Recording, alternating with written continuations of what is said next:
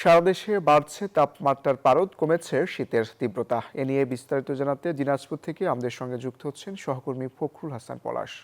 পলাশ, শীতের তীব্রতা কেমন দেখছেন এখন?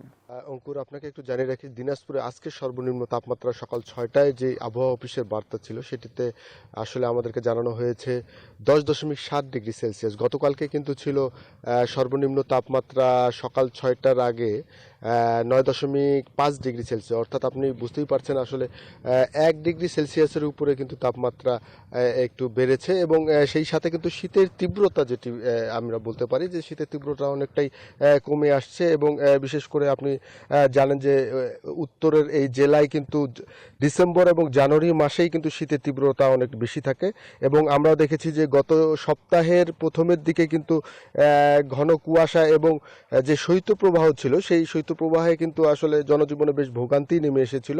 সেই সময় তাপমাত্রা কিন্তু 8 থেকে 10 ডিগ্রি সেলসিয়াসের মধ্যে কিন্তু উঠানামা করেছে এবং বিশেষ করে আমরা দেখেছি যে খেটে খাওয়া মানুষের কষ্টটাই অনেকটা বেশি থাকে, বিশেষ করে ছিন্নমূল মানুষের।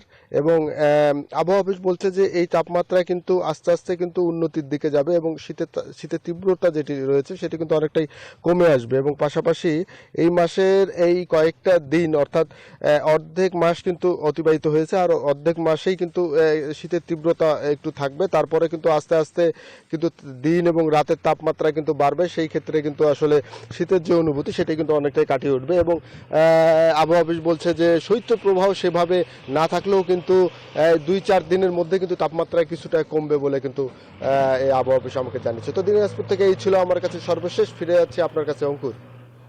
ফখরুল, আপনাকে ধন্যবাদ। Bashundhara public school and college 2026 শিক্ষাবর্ষে ভর্তি চলছে।